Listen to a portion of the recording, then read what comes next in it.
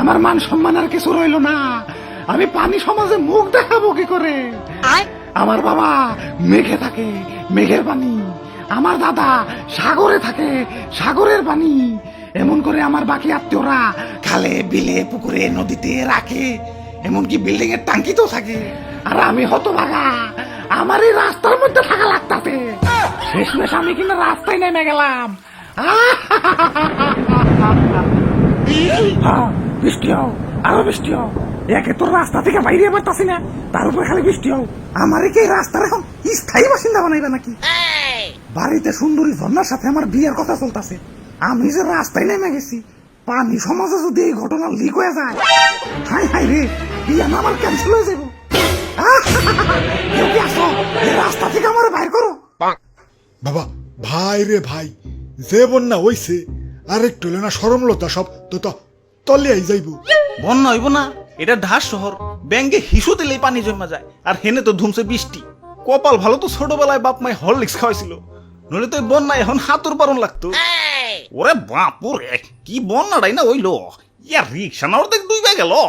ইয়া যাক তাও ভালো, ইয়া প্রাইভেট কারের সে উঁচাই আছি।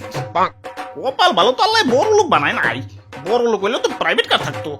আর এখন এই বন্যার মধ্যে ডুবতে গাড়ি চালান লাগতো। আল্লাহ যা করে, এ ভালোর জন্যই করে। কেউ কি আসো, আমার এই রাস্তা থেকে বাইর করো। আমি তো এই রাস্তায় থাকার লোক না। ওরে বাপুরে, ইয়া তুমি কেরা? আমি এই পানি সমাজের এক কলঙ্ক। কপালের লিখন, টানা বৃষ্টিতে এই রাস্তায় জমে রইছি। এখন রাস্তায় জমছি ভালো কথা, কিন্তু রাস্তা থেকে তো আর বাইরেতে পারতাছি না। একবার চিন্তা করে দেখো, রাস্তায় নেমে গেছি, মান সম্মান কি কিছু থাকলো? এদিকে ঝর্ণার পানির সাথে আবার আমার বিয়ার কথা চলতেছে। তোমরাই ভাবো, এই রাস্তার পোলার সাথে কেউ মেয়া বিয়া দিব? হ্যাঁ, আমার এই রাস্তা থেকে বাইরে তৈব। এই যে ভাই, এই রাস্তা থেকে বাইরানোর কোনো রাস্তা নাই? আছে তো, ওই যে ডেরেন। ওরে বাপুরে, আবার কি হইলো? এটা কি ড্রেন? তার চেয়ে ভালো কেউ শুয়ের ভিতরে যায় 2-3 বার রাউন্ড মারি। যে সিপার সিপে, একে তো সিপে, তার উপরে ড্রেনের ভিতরে পলিথিন প্লাস্টিক যে জাম বাজিয়ে দিছে। ড্রেনের ভিতরে তো ঈদের জাম লেগে গেছে।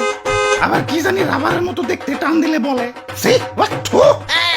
খোদা, আমারে ফালাইছো এই রাস্তার মধ্যে ফালাইছো কেন? মাঠে ঘাটে ফালাইতে, কমসে কম খাল বিল দিয়ে তো বাইরে যেতে পারতাম। দুঃখে আমার বুক বেশি যায়।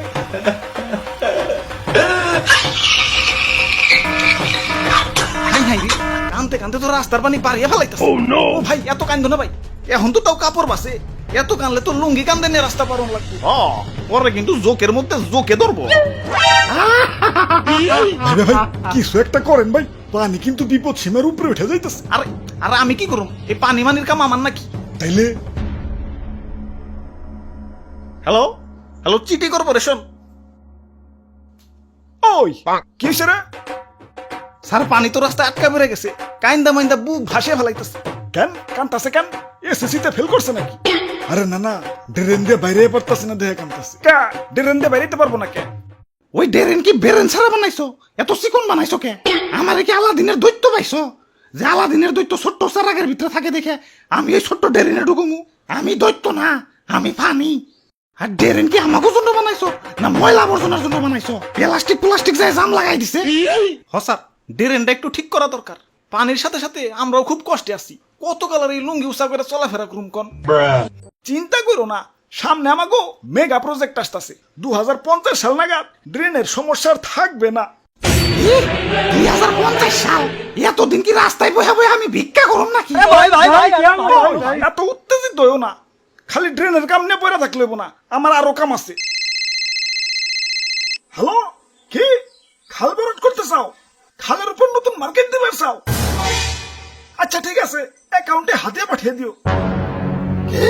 খালবরাট করি? একে তো ট্রেন ঠিক করার খবর নাই, তারপরে খালবরাট করি? এই তগো লাগাই তো এই রাস্তা থেকে বেরিয়ে পারতাছি না। কোন ট্রেন ঠিক করবি? কর্ম তো বললাম তো 2050 সাল। এর আগে করবি নাকি? আচ্ছা 45 সাল। আরো আগে? 40 সাল। এর আগে করবি নাকি? আর কমাইতে পারুম না, মাইরা ফেলাইলেও কমাইতে পারুম না। সরকারি কাম তো, বাজেট পাস হইতে টাইম লাগে। তোর কামের খেতাই আগুন, আমার বিয়ে ক্যান্সেল হইলে রে।